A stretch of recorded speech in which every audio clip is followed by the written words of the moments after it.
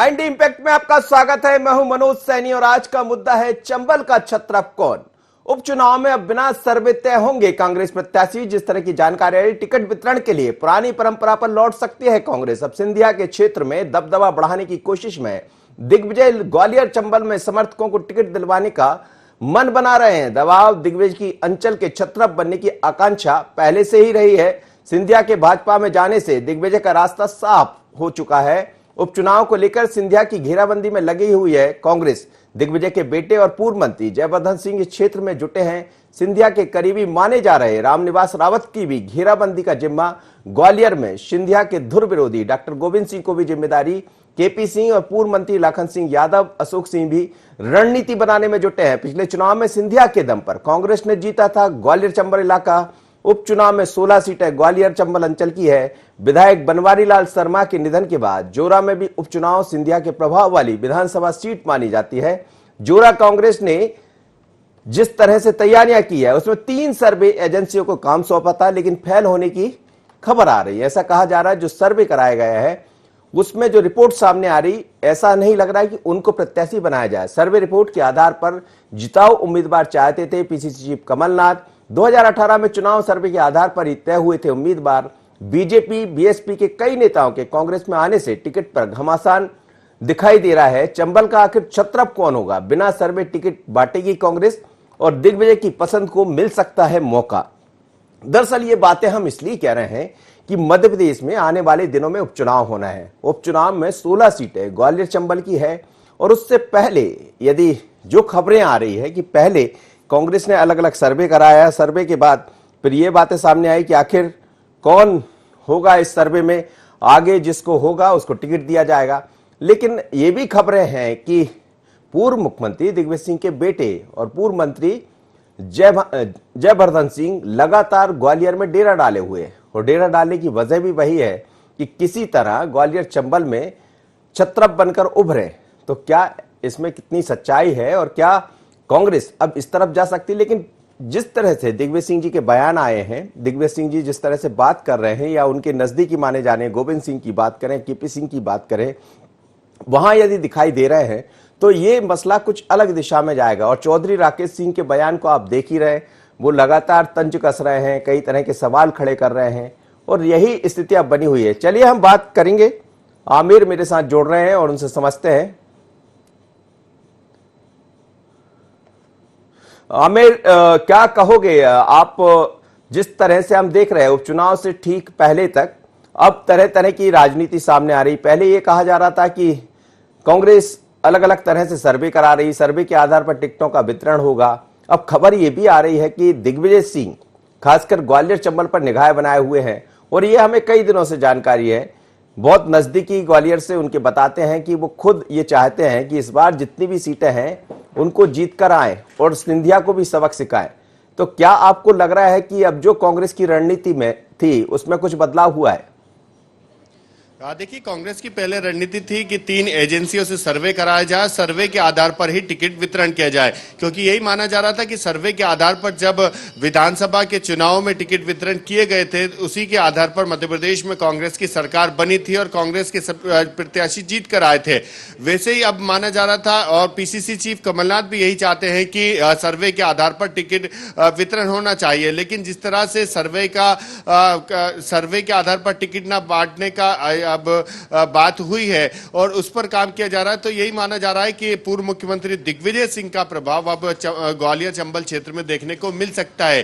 क्योंकि पहले देखने को मिला था कि ज्योतिरादित्य सिंधिया के चेहरे पर ही ग्वालियर चंबल में जो है ज्यादातर सीटें कांग्रेस जीतनी आ रही थी और यही माना जा रहा था लंबे समय से। लेकिन अब जब ज्योतिरादित्य सिंधिया ने कांग्रेस छोड़ बीजेपी में शामिल हो गए हैं तो कांग्रेस के लिए डबल मुश्किलें हैं, क्योंकि एक तो बिना ज्योतिरादित्य सिंधिया के चुनाव लड़ना है, दूसरा ज्योतिरादित्य सिंधिया के समर्थकों से ही चुनाव लड़ना है। और एक और यह भी चुनौती है कि ज्योतिरादित्य सिंधिया के जाने के बाद उनके समर्थक तो कांग्रेस जो विधायक थे वो तो कांग्रेस छोड़कर गए ही, बल्कि कुछ ऐसे जो नेता थे जो वहां पर पहले से जुड़कर काम कर रहे थे उन्होंने भी कांग्रेस छोड़कर बीजेपी की सदस्यता ले ली है। तो इसलिए अब कांग्रेस जो है पूरी मेहनत के साथ में चारों तरफ से घेराबंदी करके ज्योतिरादित्य सिंधिया को घेरने की कोशिश करेगी, क्योंकि जिस तरह से कांग्रेस की सरकार गिराने में ज्योतिरादित्य सिंधिया की भूमिका रही थी, तो कांग्रेस चाहती है कि अब ज्योतिरादित्य सिंधिया के पूरे समर्थकों को हराकर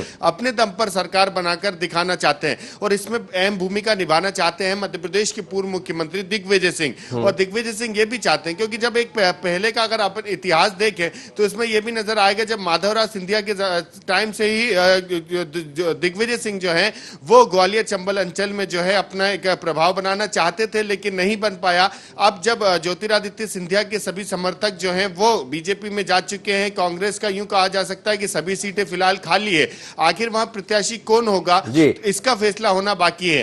क्योंकि पहले जो होता था, जब ज्योतिरादित्य सिंधिया के कहने पर ही उनके क्षेत्र के विधानसभा सीटों को प्रत्याशी मिलते थे, किसको प्रत्याशी बनना है वो उनसे राय मशवरा होती थी, उन्हीं के कहने पर प्रत्याशी बनाए जाते थे। अब जब ज्योतिरादित्य सिंधिया पार्टी छोड़कर बीजेपी में गए हैं तो कोशिश यही की जा रही है दिग्विजय सिंह द्वारा कि उस सभी क्षेत्रों में जो है उनके समर्थकों को ही टिकट दिया जाए। अगर उनके समर्थक वहां पर से चुनाव लड़ते हैं और क्योंकि उपचुनाव में पूरी कांग्रेस ताकत झोंकेगी, हालांकि बीजेपी भी झोंकेगी, लेकिन कांग्रेस जब पूरी ताकत झोंकेगी और सीट अगर जीत के आती है तो वहां पर जो है दिग्विजय सिंह समर्थकों का एक भारी प्रभाव देखने को मिल सकता है, क्योंकि इसके लिए पूरी घेराबंदी कर दी। रामनिवास रावत ज्योतिरादित्य सिंधिया के करीबी थे, अब ज्योतिरादित्य सिंधिया की घेराबंदी में लगा दिए गए हैं।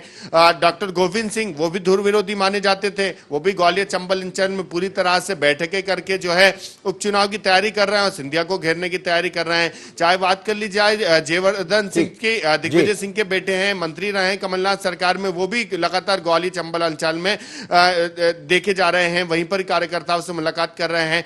हालांकि कांग्रेस पार्टी के वरिष्ठ नेता, विधायक और पूर्व मंत्रियों को भी जिम्मेदारी दी गई है। अब यही माना जा रहा है कि अगर सर्वे के आधार पर टिकट नहीं वितरण होते हैं तो दिग्विजय सिंह के समर्थकों को ही ज्यादा टिकट वहां से मिलेंगे और पूरी कांग्रेस पार्टी। आप मेरे साथ बने रहिए। दो मेहमान मेरे साथ इस वक्त जोड़ रहे हैं भारतीय जनता पार्टी से और कांग्रेस से। दोनों मेहमानों का मैं स्वागत करता हूं।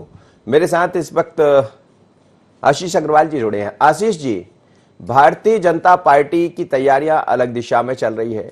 कांग्रेस का यह कहना था कि पहले उन्होंने 3 सर्वे कराए और सर्वे के आधार पर ही टिकटों का वितरण होगा, पर अब खबरें ये आ रही है कि छत्रप की जो राजनीति होती है, एक तरह से कहा जाए, दिग्विजय सिंह और सिंधिया घराने का क्या संबंध रहे सभी जानते हैं, चाहे माधवराव सिंधिया का वक्त रहा हो या ज्योतिरादित्य सिंधिया का समय रहा हो। लेकिन अब ऐसा कहा जा रहा है कि जयवर्धन सिंह वहां डेरा डाले हुए हैं और इसमें इस चुनाव में खासकर दिग्विजय सिंह ये चाहते हैं कि छत्रप बनकर वहां से उभरें। क्या कहेंगे?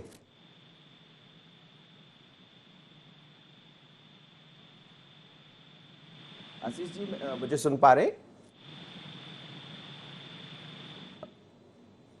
और साथ ही मेरे साथ कांग्रेस के प्रवक्ता पांडे जी जुड़े हैं।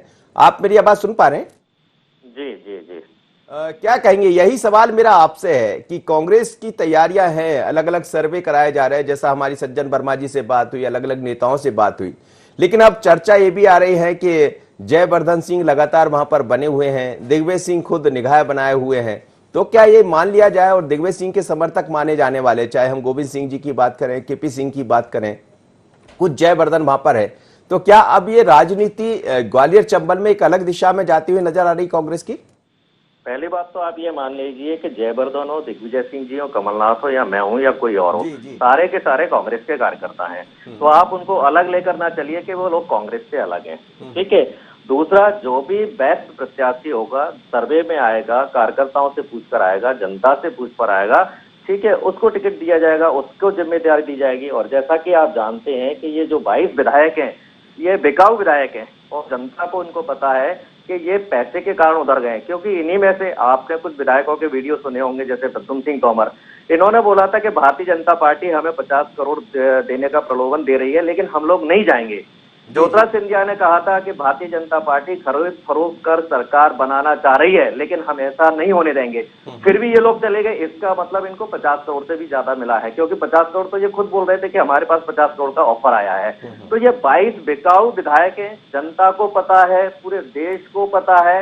आज कोरोना की जो देन है इन्हीं 22 विधायकों की है। तो इनके विरोध में जो भी प्रत्याशी खड़ा हुआ कांग्रेस का, वो जरूर जीतेगा। लेकिन हमारा प्रयास रहेगा कि कांग्रेस का प्रत्याशी ज्यादा से ज्यादा वोटों से जीते, ज्यादा से ज्यादा बहुमत से जीते। इसलिए हमारा प्रयास है कि सर्वमान्य जिसकी जनता में जो छवि है सबसे ज्यादा हो। राम पांडे जी, आप जो कह रहे हैं वो बिल्कुल सत्य है और होना भी चाहिए। आप कांग्रेस के जिम्मेदार नेता है, प्रवक्ता है, लेकिन जिस तरह से चौधरी राकेश सिंह की लगातार बयान आ रहे हैं, कल भी उनकी तरफ से एक बयान आया, उसमें भी यही झलक रहा है कि ये छत्रप की एक राजनीति दिखाई दे रही कांग्रेस के भीतर। कोई दिखाई नहीं दे रही है। चौधरी राकेश सिंह लोकसभा चुनाव के समय ही कांग्रेस में आ गए थे, 1 साल हो गया उनको आए हुए, तो उनका कोई विरोध नहीं है। ठीक है, यदि वो सर्वे में उनका नाम आता है, जनता उनको चाहती है तो उनको टिकट मिलेगा। यदि उनसे ज्यादा अच्छा नाम किसी दूसरे का नाम आता है तो उसको टिकट मिलेगा। पार्टी में बातें होती हैं, विचार विमर्श होता है। मैं बोल रहा हूं, कोई भी हो, सब कांग्रेस के कार्यकर्ता हैं। फाइनल डिसीजन कमलनाथ जी का होगा, सभी अपनी राय देंगे, अंत में डिसीजन कमलनाथ जी लेंगे किसको देना है। आप बने रहिए मेरे साथ। आशीष अग्रवाल मेरे साथ जुड़ गए। आशीष जी, अब उपचुनाव की रणबेरी पर दोनों ही दल खड़े दिखाई दे रहे हैं, हालांकि अभी तारीख निश्चित नहीं हुई है। भारतीय जनता पार्टी, हम देख रहे हैं कि कल जब नितिन गडकरी बात कर रहे थे तो उन्होंने भी चंबल की बात कर ली और प्रोग्रेस वे की बात की। प्रधानमंत्री आएंगे, उद्घाटन करेंगे, ये भी उन्होंने कह दिया। लेकिन कांग्रेस के अंदर जो सर्वे के आधार पर टिकटों के वितरण की बात कही जा रही थी, अब ऐसी खबरें आ रही है कि सर्वे नहीं होगा, वरन ग्वालियर से, खासकर ग्वालियर चंबल से दिग्विजय सिंह ये चाहते हैं कि उनके समर्थकों को टिकट मिल जाए। देखिए, मेरी शुभकामना है कांग्रेसियों के साथ कि वो बिल्कुल दिग्विजय सिंह जी के कहने पर और उनको कैसे भी उभारने के कारण उनके कहने पर टिकट दें, क्योंकि जब तक कांग्रेसी दिग्विजय सिंह जी पर भरोसा करेंगे, भारतीय जनता पार्टी को एडवांटेज रहेगा ही रहेगा। स्वयं दिग्विजय सिंह जी ने भी स्वीकारा था कि जब भी वो जाते हैं वोट मांगने तो उल्टे वोट कटवा के आते हैं।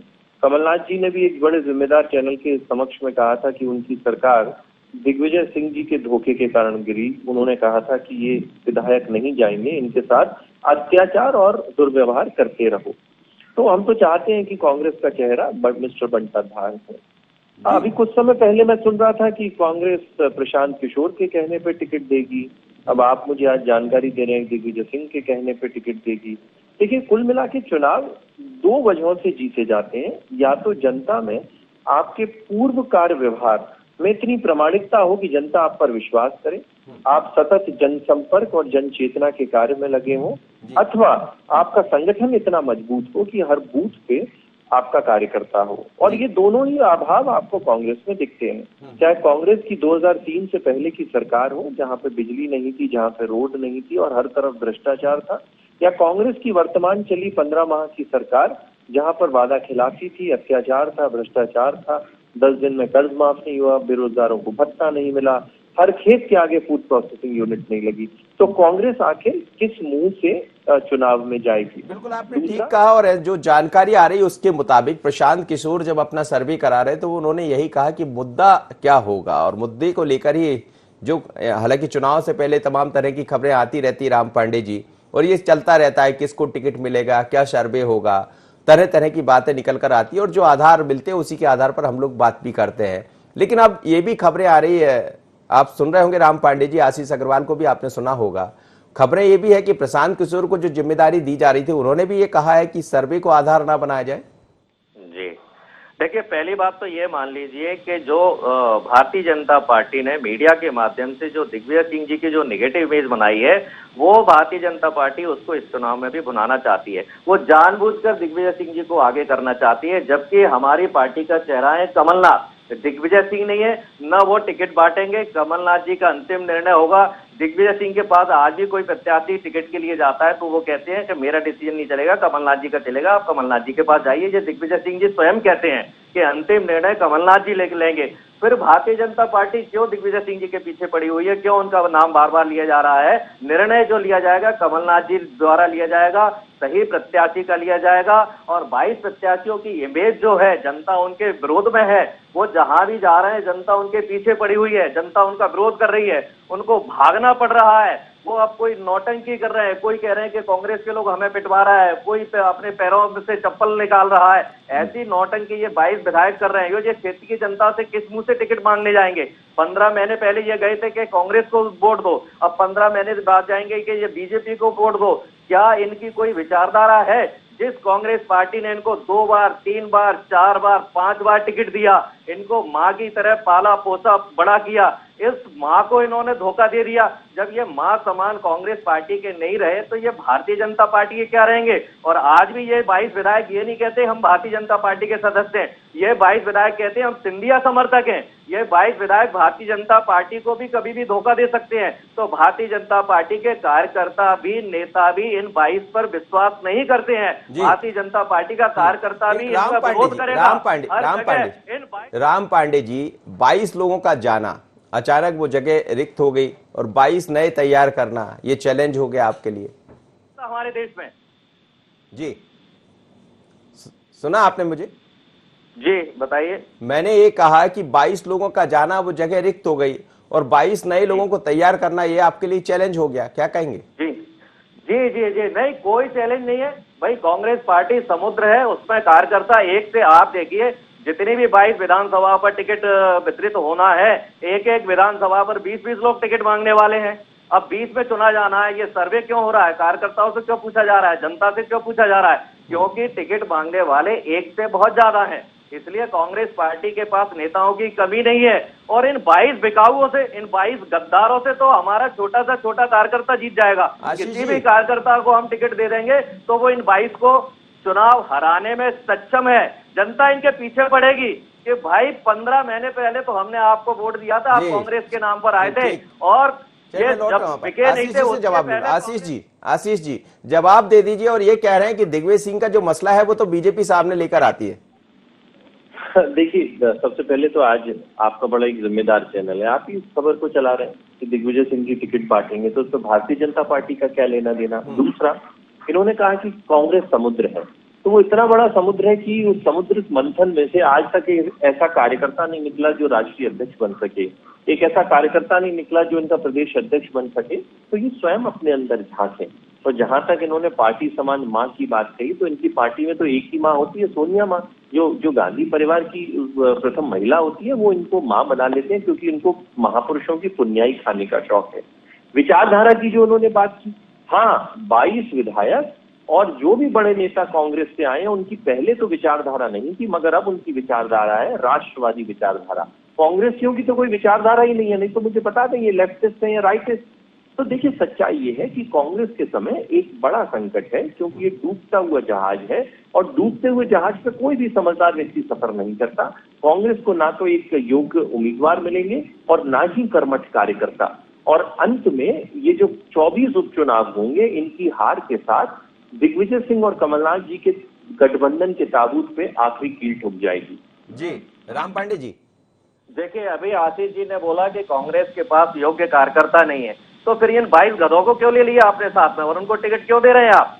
योग्य थे वो तभी तो कांग्रेस ने दिया और योग्य थे तभी तो आपने लिया, नहीं तो आप इनको टिकट किस बात पे दे रहे हैं?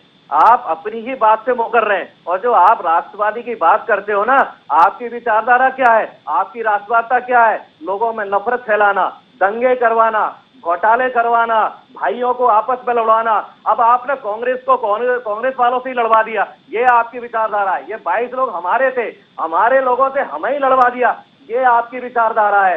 राष्ट्रवादी क्या होता है? नेपाल जैसा देश आपको धमकी दे रहा है, चाइना आपको धमकी दे रहा है, ये आपकी राष्ट्रवादिता है। आपकी कोई विचारधारा नहीं है। आपकी विचारधारा एक ही विचारधारा है, चाहे पैसे से, चाहे घोटाले से, चाहे मर्डर करके सत्ता हासिल करना। आपने देश की जनता का ध्यान नहीं दिया। आज पूरा देश कोरोना से पीड़ित है, ये किसकी देन है? आज ये 22 विधायक यदि आप नहीं खरीदते तो 24 मार्च को लॉकडाउन हुआ था, उसके महीने 2 महीने पहले प्लानिंग हो जाती, मजदूरों को कैसे घर पर भेजा जाता, राशन की व्यवस्था कैसे की जाती, वेंटिलेटर की व्यवस्था कैसे की जाती। लेकिन आप 22 विधायकों को खरीदने में लगे रहे। यही सब मुद्दे रहेंगे राम पांडे जी। केंद्रीय नेतृत्व राम पांडे जी, जिनको आप गिना रहे हैं, यही सब मुद्दे लेकर आप जाएंगे के कहने पर हमने किया है। केंद्रीय नेतृत्व 22 विधायकों को खरीदने में बिजी था, कोरोना पे वो उसकी कोई दिलचस्पी नहीं थी।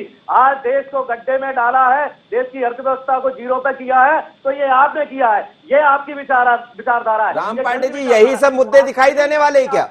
डिस्कशन होता है आशीष जी का या इनके प्रवक्ता का एक ही डायलॉग होता है, इनको दूसरा शब्द बोलने ही नहीं आता है कि कांग्रेस डूबता हुआ जहाज है। इनके पास शब्द ही नहीं है, ये जहां भी जाते हैं वही बात बोलते हैं। इनके पास आशीष जी जवाब दे दीजिए। राम पांडे जी मेरे सवाल का जवाब नहीं दे रहे। देखिए मनोज जी, आप मेरी बात मेरे से परिचित हैं। मैं एक सुसंस्कृत व्यक्ति हूँ और तथ्यपरक बात करने में विश्वास रखता हूँ। तो सबसे पहले जो कभी कांग्रेस के साथी रहे हो, आज उनको आप बिकाऊ माल कहें, आज उनको आप गधा कहें, तो मुझे लगता है कि कम से कम आपके जैसे जिम्मेदार चैनल पे इस पर स्वयं आपको आपत्ति करनी चाहिए। दूसरा विषय जो ये लगातार उठा रहे हैं कोरोना का, तो सबसे पहले तो कांग्रेस अगर मध्य प्रदेश की कोरोना की तैयारी को लेकर कोई उंगली उठाती है तो 23 मार्च तक मध्य प्रदेश में कमलनाथ जी का शासन था। और जरा कांग्रेस महाराष्ट्र और राजस्थान पर तो नजर डाल ले, जहां पर इस देश के 50% कोरोना के संक्रमित लोग इन्हीं के शासित राज्यों से आते हैं, और जबकि मात्र 22% इस देश की आबादी पर यूपीए का शासन है। तो कांग्रेस कम से कम कोरोना के मामले में भ्रम फैलाना बंद करे। कांग्रेस को मुद्दों की तलाश होनी चाहिए, अपने संगठन को मजबूत करने की बात होनी चाहिए, ना कि इस तरह की बदजुबानी पे कांग्रेसियों को उतरना चाहिए। तो थोड़ा सा सुसंस्कृत हो जाए कांग्रेस, मुझे लगता है इसकी भी इनको क्लास की आवश्यकता है। राम पांडे जी, एक सवाल यही है कि आप कह रहे हैं कि कमलनाथ जी तय करेंगे, स्वाभाविक है, वो कांग्रेस के प्रदेश अध्यक्ष है, पूर्व मुख्यमंत्री है और पिछले चुनाव में हमने उनको देखा था। लेकिन दिग्विजय सिंह को लेकर आप क्यों इस तरह की बातें करने लगे? क्या दिग्विजय सिंह दिखाई नहीं देंगे? जी का आप मीडिया वाले और भारतीय जनता पार्टी वाले दिग्विजय सिंह को डालना चाहते हैं, क्योंकि दिग्विजय सिंह जी का नाम भारतीय जनता पार्टी ने बदनाम कर रखा है, जबकि वो बहुत इंटेलिजेंट है, बहुत प्रतिभाशाली है, बहुत देशभक्त है। लेकिन एक अच्छे भले इंसान को भारतीय जनता पार्टी ने मीडिया के माध्यम से बदनाम कर दिया है। इसलिए यह दिग्विजय सिंह का नाम बार बार बीच में लेकर आते हैं। टिकट कमलनाथ जी देंगे। देखिए, बड़े नेता है, मीडिया तो नाम लेकर आएगा, इतने बड़े नेता है, वो पूर्व मुख्यमंत्री रहे, 10 साल तक उन्होंने राज्य किया है, तो चर्चा तो होगी उनकी। जी जी जी जी तो कमलनाथ जी के अलावा, दिग्विजय सिंह के अलावा भी और भी मध्य प्रदेश में कई नेता हैं, ग्वालियर के ही नेता हैं, लाखन सिंह है, अशोक सिंह है, गोविंद सिंह है, बाला बच्चन है, जीतू पटवारी है, कितने नेता हैं। अभी नाम लिया मैंने लाखन सिंह का, गोविंद सिंह का, सभी का नाम लिया है जी। आज जीतू पटवारी मध्य प्रदेश कांग्रेस के मीडिया अध्यक्ष है, उनका भी रोल रहेगा, तरुण भनोत का भी रहेगा, बाला बच्चन का भी रहेगा, कई लोगों का रोल रहेगा। आप केवल एक जगह बात को क्यों ले जाते हैं? और मैं बोल रहा हूँ, कांग्रेस पार्टी की तरफ से बोल रहा हूं, अंतिम निर्णय कमलनाथ जी का ही होगा। चलिए आशीष जी, एक छोटी सी प्रतिक्रिया दे दीजिए, समय पूरा हो। देखिए, कांग्रेसियों के पास मुद्दों का अभाव है। कांग्रेस सबसे पहले 15 माह के जो वादा खिलाफी है और जो भ्रष्टाचार है उसके बोझ के तले दबी हुई है। जनता के सामने ये अपनी नजरों से नजरें मिलाकर बात नहीं कर सकते, और उन जिन 22 विधायकों की बात ये कर रहे हैं, लोग छोटा सा पद अपना त्याग नहीं कर सकते। उन्होंने मंत्री पद और विधायक पद त्याग के दोबारा से जनता के जो अदालत है उसमें जाना स्वीकारा है। ये पब्लिक है, सब जानती है। उपचुनावों के जब नतीजे आ जाएंगे, आप लोग सभी, चाहे बीजेपी हो या कांग्रेस, दोनों का बहुत बहुत धन्यवाद। साथ ही मेरे साथ हमारे संवाददाता जुड़े थे।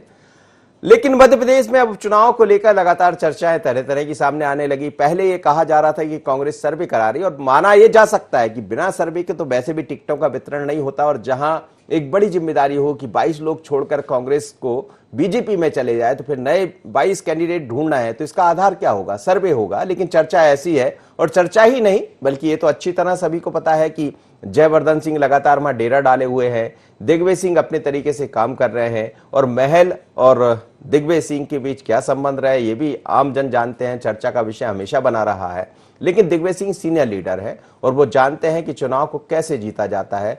एक बार उन्होंने कहा भी था कि चुनाव तो मैनेजमेंट से जीते जाते, वो बात अलग है कि उसके बाद फिर क्या हुआ, लेकिन इस बार कैसा होगा मैनेजमेंट, ये देखना दिलचस्प रहेगा। बने रहिए IND 24 पर। मुझे दीजिए इजाजत, नमस्कार।